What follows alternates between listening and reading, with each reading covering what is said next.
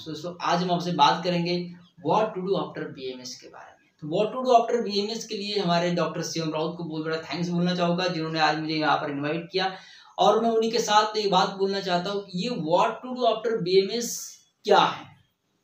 सबसे पहली बात तो भाई बीएमएस, जिसको हम बहुत मजबूरी में वहाँ पर एडमिशन लेते हैं, मानते हैं इस बात को। हमें चाहिए होता है कुछ और, क्योंकि 1-2 साल की रिपीट के बाद हमारी अंदर की आत्मा जागती है, भैया एमबीबीएस करेंगे एमबीबीएस करेंगे एमबीबीएस करेंगे। लेकिन मजबूरी का नाम महात्मा गांधी होता है, क्योंकि पता है भैया आप इंडिया में रहते हैं, इंडिया में 140 करोड़ की आबादी है, 18 लाख फॉर्म चले जाते हैं, वहाँ से 2 लाख लोगों में अच्छे खासे रैंक आते हैं, वहाँ से 40-50 हज़ार लोग एमबीबीएस में चले जाते हैं, बाकी बचे कुछ बीएमएस बीएचएमएस में चले जाते हैं। इस बात को मानते हैं, लेकिन इसी मजबूरी के साथ ली हुई डिग्री में अपने इंटरेस्ट कैसे लेना चाहिए, हम वहाँ पर जीना कैसे चाहिए, उस डिग्री से अपने को अर्निंग कैसे आना चाहिए और अपनी एक रेपुटेशन बना के किस तरह से रहना चाहिए, उस तरह की बात मैं आज आपसे करने जाऊँगा। What to do after BMS में ये बताऊंगा कि बीएमएस के बाद अपनी करियर अपॉर्चुनिटी क्या क्या है। तो देखते रहिए दोस्तों हमारे वीडियो को। सबसे पहली बात करेंगे दोस्तों यहाँ पे एमडी और एमएस की। तो पहली बात तो ये है दोस्तों कि अपन क्या करना चाहिए, हमारी जो 50-50% का रहता है, मतलब 50% आयुर्वेदिक और 50% मॉडर्न की पढ़ाई हम जो करते हैं, उस पढ़ाई को हम रेगुलरिटी के साथ और फुल ऑन इंटरेस्ट के साथ अपने करना चाहिए, क्योंकि ये बहुत ही इंपॉर्टेंट वाली बात है। क्योंकि क्या होता है ना, हम अगर पढ़ाई में धीमी कर देंगे, हम आयुर्वेद के ऊपर फोकस कम कर देंगे, मॉडर्न के ऊपर फोकस कम कर देंगे, इससे क्या होगा कि अपनी करियर अपॉर्चुनिटी जो है अपने बीएमएस के परसेंटेज के हिसाब से होती है। तो इसमें क्या है, परसेंटेज एकदम से कम हो जाएगा।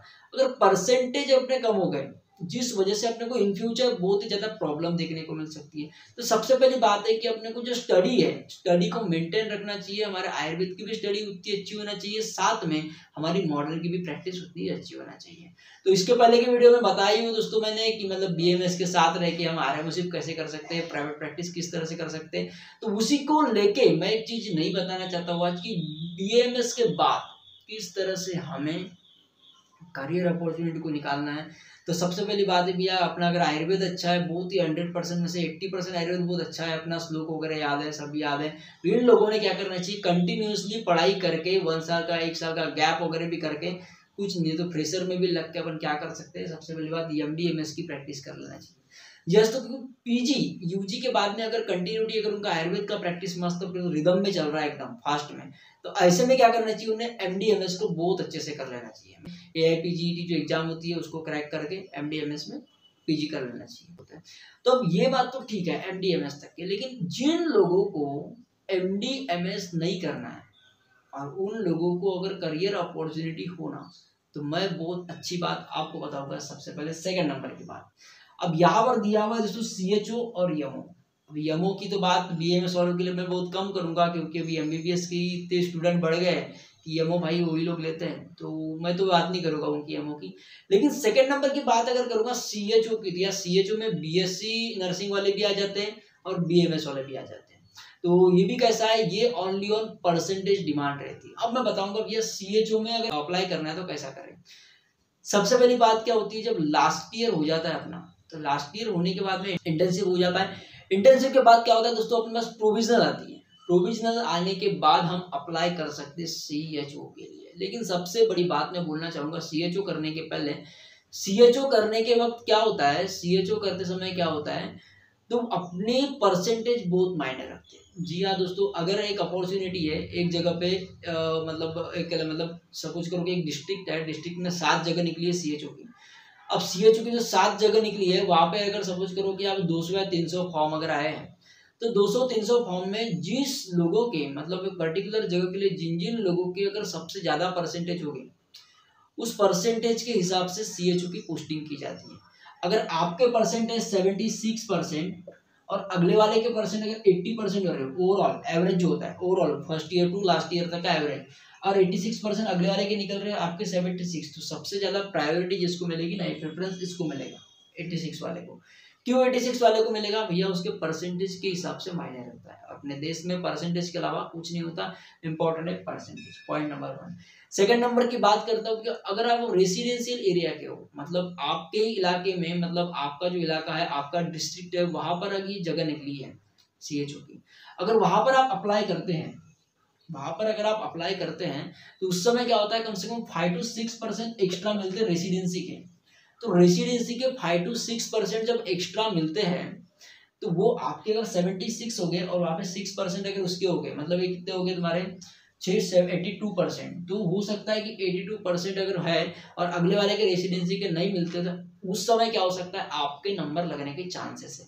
लेकिन वो रेसिडेंसी एरिया में होता है, अगर जिस एरिया में आप रहते हैं अगर वहाँ पर ही सीटें खाली है तो 6% एक्स्ट्रा मिलता है। तो यहाँ पर पेमेंट की अगर बात करूँ तो 40,000 का पेमेंट रहता है, 11 महीने का बॉन्ड रहता है, 11 महीने के बाद बॉन्ड को रिन्यू करना पड़ता है और धीरे धीरे फिर वो गवर्नमेंट परमानेंट कर ही लेती है। लेकिन आपको गवर्नमेंट के फंडे में नहीं जाना है। तो थर्ड अपॉर्चुनिटी की बात करूंगा दोस्तों आरएमओशिप की। लेकिन आरएमओशिप के बारे में बोलने के पहले बोल दूं कि भैया आप इंटर्नशिप में अगर प्रैक्टिस कर रहे हैं प्राइवेट और आपके first year to last year तक कुछ भी नहीं, ओनली आयुर्वेद की प्रैक्टिस या आयुर्वेद की थ्योरी की प्रैक्टिस कर रहे हैं, एट दैट टाइम आपको अगर आरएमओशिप करना है तो आप उस समय ना एकदम धीमे हो जाओगे। धीमे मतलब कैसे कि आपकी जो अपॉर्चुनिटी है आगे वाले के साथ वो मिल तो जाएगी, आपको आरएमओशिप मिल तो जाएगा, लेकिन आपका पेमेंट काफी कम रहेगा। प्रोविजनल आने के बाद भी आपका पेमेंट कम रहेगा। क्यों? क्योंकि आपको मॉडर्न की प्रैक्टिस ही नहीं आती। तो मॉडर्न की प्रैक्टिस करने के लिए जी हाँ दोस्तों, फर्स्ट ईयर पहले देख लीजिए अपने बीएमएस का कैसा होता है, पढ़ाई क्या होती है, what is doctor, what is Ayurveda, हर चीज को पहचानने के बाद सेकंड ईयर से आप प्राइवेट प्रैक्टिस करिए और लास्ट ईयर इंटर्न जब हो जाता है आपका, उसके बाद में आप आरएमओशिप करोगे तो आपको 20K के अबाव ही पैसे मिलेंगे। तो आरएमओशिप में दोस्तों अलग अलग होती है, कैजुअलिटी आरएमओ अलग होता है, वार्ड आरएमओ अलग होता है, आईसीयू आरएमओ अलग होता है। तो इन सबके मतलब प्रैक्टिस के हिसाब से वो डिटरमाइन करते हैं कि किसको कहाँ पर लिया जाएगा। तो आरएमओशिप भी बहुत बेटर है। फोर्थ नंबर की अगर बात करूँ तो यहाँ पर आ जाएगा एम्बुलेंस सर्विस।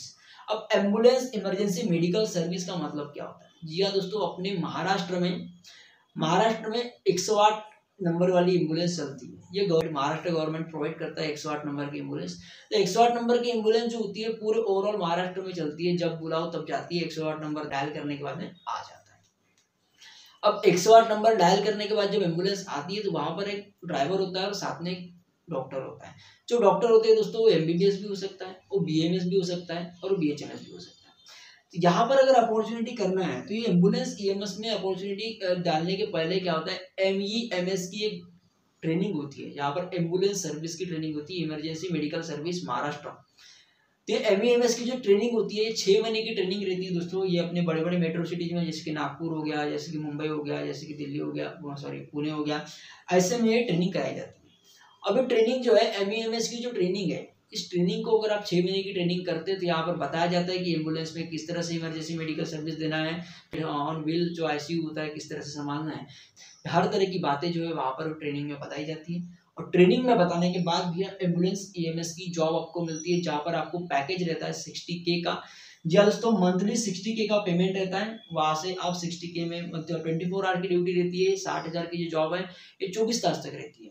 24 तास तक मतलब अगर कोई भी कंडीशन, आप सोए भी होगी रात में, एट नाइट 2 o'clock को भी अगर फोन आ रहा है आपको कि भैया पेशेंट है, तो आपको जाना पड़ेगा। 24 आवर की सर्विस रहती है, लेकिन सर्विस एकदम बेस्ट है। पेशेंट आए तो ठीक है, नहीं आए तो फिर घर पे रहो, लेकिन एकदम बेस्ट है, बहुत जबरदस्त है। एम्बुलेंस का ड्राइवर और एम्बुलेंस का डॉक्टर बस 2 ही रहते हैं एंड पूरा पेशेंट को ट्रांसफर करना है, मतलब ऑन द स्पॉट से लेकर आपको हॉस्पिटल तक ले जाना है, बस इतना ही काम है, पहुंचा देना।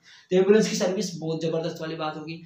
फिर हम बात करेंगे 5th नंबर की, जो है ये है पीजीडीएमएस की ट्रेनिंग। अब देखो पीजीडीएमएस से अलग लग रहा है ना, लेकिन बहुत ही आसान है। अब पीजीडीएमएस जो होता है दोस्तों, ये पीजीडीएमएस ऑल इंडिया लेवल पे होता है। ऑल इंडिया लेवल के साथ साथ में बोलना चाहूंगा कि पीजीडीएमएस की ट्रेनिंग अगर बोल दे तो बड़े बड़े सिटी में होती है, मेट्रो सिटी जैसे कि नागपुर, मुंबई, पुणे, दिल्ली में भी किया जाता है इसको। और पीजीडीएमएस की ट्रेनिंग का पहले पीजीडीएमएस का फुल फॉर्म देख लेते हैं। PG diploma in emergency medical service. Emergency medical service में पीजी का डिप्लोमा। अब इसकी जब ट्रेनिंग की जाती है, ट्रेनिंग में क्या किया जाता है, यहाँ पे बीएसएल, यहाँ पे आईसीयू मैनेजमेंट सिखाया जाता है, यहाँ पर आपको एम्बुलेंस की भी ट्रेनिंग दी जाती है, यहाँ पे जो सीपीआर वगैरह कैसे देना है, अपने को इमरजेंसी मेडिकेशन इंट्यूबेशन किस प्रकार से करना है, आईसीयू मैनेजमेंट किस तरह से करना है, यहाँ पर आपको सेंट्रल लाइन बताई जाएगी, यहाँ इंट्यूबेट करने बताया जाएगा, यहाँ पे इंट्रोडक्टरी ट्यूब डालने बोला जाएगा। यहाँ पे 6 महीने की ट्रेनिंग होती है, बहुत ही जबरदस्त ट्रेनिंग होती है। यहाँ पे जीसीएस का स्कोर बताया जाता है, यहाँ पे बीएसएल की ट्रेनिंग दी जाती है। हर तरह की चीजें इसके अंदर में आपको देखने को मिलेगी, जिसका नाम है पीजीडीएमएस। अब पीजीडीएमएस की भी ट्रेनिंग अगर कर लोगे आप तो इसका फायदा क्या है, ये आपको अच्छे अच्छे जो गवर्नमेंट हॉस्पिटल है, सॉरी प्राइवेट हॉस्पिटल है, बड़े बड़े प्राइवेट हॉस्पिटल, मल्टी स्पेशलिटी जो हॉस्पिटल होते हैं वहाँ पर आपको एज ए आईसीयू आरएमओ के लिए बहुत ही अच्छी मतलब अपॉर्चुनिटी मिल सकती है, और आपका पैकेज भी बहुत अच्छा रहेगा। अबाउट 40K के ऊपर आपको रहना ही है। अगर आप वहाँ पे अच्छे बहुत पुराने हो जाते हैं, 4-5 साल की जॉब हो जाती है आपकी, तो वहाँ पर आपकी ट्रेनिंग के हिसाब से और आपका जो मतलब परफॉर्मेंस है, आपकी जो प्रैक्टिस है उसके हिसाब से वहाँ पर आपको कम से कम 60K 80K तक पेमेंट जा सकता है दोस्तों। ये भी बहुत इंपॉर्टेंट है। पीजीडीएमएस की बात कर लूंगा। फिर हम बात करेंगे दोस्तों क्लिनिक की। अब लास्ट ऑप्शन आता है क्लिनिक। अब क्लिनिक लास्ट ऑप्शन इसलिए रखा मैंने दोस्तों क्योंकि ये कोर्स है आपको बिना किसी हेडेक के डायरेक्ट जॉब करने की। ये इतनी जो है ये जॉब अपॉर्चुनिटी की बात करूंगा, लेकिन ये क्लिनिक जो है क्लिनिक जॉब नहीं है। क्लिनिक सेल्फ डिपेंडेंट वाली चीज है। सेल्फ डिपेंडेंट वाली चीज मतलब कैसा, खुद के द्वारा अर्निंग लाने का तरीका।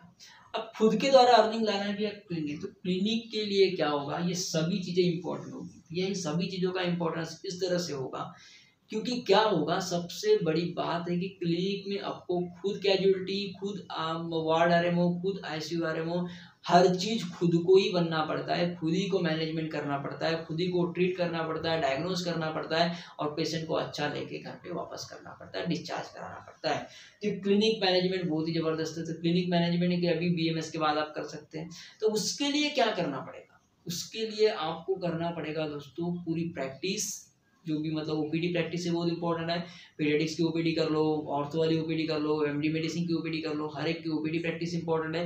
उसके बाद में अगर आप पूरी फुल प्रैक्टिस हो जाती है तो आप शुरू कीजिए क्लिनिक भी अपने मतलब 4-5 गाँव मिल के एक जगह ऐसा स्थायी होकर अपने को करना है, जिस वजह से 4-5 गाँव में पूरा अपना एरिया बना रहे और जिस वजह से आपको अर्निंग आए और आपका ट्रीटमेंट अच्छा होना चाहिए। इसलिए आपको प्रैक्टिस और आपको कंटिन्यू जो बुक्स है, बुक्स का नॉलेज होना जरूरी है। कंटिन्यू आप बुक प्रेफर करें, कंटिन्यू आप पढ़ाई करते रहे, इस वजह से क्लिनिक बहुत बेनिफिशियल है। तो क्लिनिक लास्ट ऑप्शन बोलूंगा, लेकिन क्लिनिक अपन एमडीएमएस के बाद भी कर सकते हैं। जी हाँ दोस्तों, एमडी बीएमएस एमडी करने के बाद क्लिनिक करोगे तो भैया ज़्यादा अपने को मतलब आगे वाले को फोकस लगेगा कि भैया अगला आदमी बीएमएस एमडी है या बीएमएस एमएस करके करोगे तो सर्जरी का ऑप्शन है। इसमें फिस्टुला हो गया, भगंदर हो गया, पाइल्स हो गया, अलग अलग तरह की हर्नियोप्लास्टी हो गया, इस तरह की अलग अलग तरह की अपन क्या कर सकते हैं, सर्जरी करने के लिए मतलब अपॉर्चुनिटी मिल जाती है। एमएस करने के बाद, एमडी करने के बाद किसी का एक स्पेशलाइजेशन हो जाता है, जैसे कि द्रव्य गुण में, पैथोलॉजी में, इस तरह से स्पेशलाइजेशन अपन देख सकते हैं।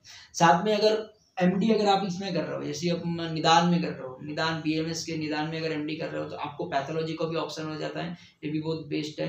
और दोस्तों अगर तो एमडी एमएस के बाद और एक अपॉर्चुनिटी होती है आपको लेक्चरशिप करने की। तो लेक्चरशिप में क्या होगा, आप गवर्नमेंट कॉलेज भी प्रेफर कर सकते हैं और प्राइवेट कॉलेज भी प्रेफर कर सकते हैं। जब गवर्नमेंट कॉलेज प्रिपेयर करोगे एमडीएमएस करके, अच्छा आपका रैंक अच्छा है और आपका नंबर अगर लग गया है तो एट दैट टाइम आपको 1 लाख के ऊपर ही पेमेंट रहेगा। और वहाँ पर भी चांसेस रहते हैं कि आपने एचओडी बनने के, एचओडी 4-5 साल अगर कर लोगे तो एचओडी बन जाओगे, फिर आपको 2 लाख पेमेंट हो जाएगा। और साथ में अगर प्राइवेट कॉलेज में अगर आपको लेक्चरशिप कर रहे हैं तो स्टार्टिंग में आपको ज़्यादा नहीं 45 to 50K ही रहता है एमडीएमएस करने के बाद। लेकिन वहाँ पर भी अगर आप एचओडी बन रहे हैं 6-7 साल मतलब मिनिमम 5 साल होना चाहिए, 5 साल के ऊपर अगर आपकी जॉब होगी एक ही जगह पे, अब आके एचओडी बन जाते हैं पर्टिकुलर सब्जेक्ट के। तो उसके बाद में अगर एचओडी बन गए तो उसके बाद में भी एमडीएमएस बहुत ही जबरदस्त आपके लिए होगा। वहाँ पर भी आपको कम से कम 1 लाख अबाउ 1 लाख ही पेमेंट रहेगा और बहुत ही बेनिफिशियल होता है। तो इस तरह से मैं बताया कि एमडीएमएस से क्या होता है। फिर इस प्रकार से आरएमओशिप किस प्रकार से करना है मैं बता दिया। और आरएमओशिप के लिए बहुत ही अच्छा एक लेक्चर बताया हूँ, इसके पहले इसी चैनल पे आपको मिल जाएगा, डॉक्टर शिवम राउत के चैनल पे, तो आप देख लीजिएगा। साथ में एम्बुलेंस के बारे में बता दिया, बहुत ही प्रेफरेंस जबरदस्त वाला। फिर पीजीडीएमआर की ट्रेनिंग बता दिया, लास्ट में बताया क्लिनिक की। तो इस तरह से दोस्तों अपॉर्चुनिटी की बात करेंगे तो आपके ऊपर डिपेंड करता है कि आप क्या करना चाहते हैं, आपके इंटरेस्ट के ऊपर डिपेंड करना है कि आप क्या करना चाहते हैं। जब तक आप इंटरेस्ट लेंगे नहीं दोस्तों तब तक कोई चीज़ आपको हासिल नहीं होगी।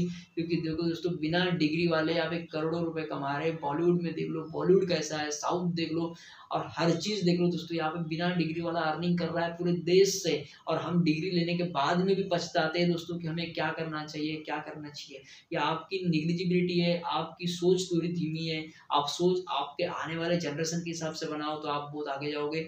जी हाँ दोस्तों, आप भी सुन रहे हो, वो आप डॉक्टर्स ही हो और कुछ लोग डॉक्टर्स बन भी रहे। और मैं भी एक BMS इंटर्न हूँ, मेरी पढ़ाई भी चालू ही है। लेकिन मैं बताना चाहूँगा दोस्तों, क्योंकि मैं जिस तरह से थिंक रखता हूँ अपने डिग्री के बारे में, मैं ये बोलना चाहता हूँ कि मेरे हिसाब से अगर आप सोचोगे तो आप कभी भी खाली नहीं रह सकते, कभी भी आपको जॉब की प्रॉब्लम नहीं होगी। आप जिस तरह से स्टडी करते हैं बस उसको कंटिन्यू रखें, उस चीज़ में इंटरेस्ट रखें, कभी MBBS को BMS से कंपेयर मत कीजिए। बस फिर देखिए दोस्तों आप कितने आगे जाते हैं। दोस्तों मेरा भी एक चैनल है जिसका नाम है केयर टेकर डॉक्टर PK।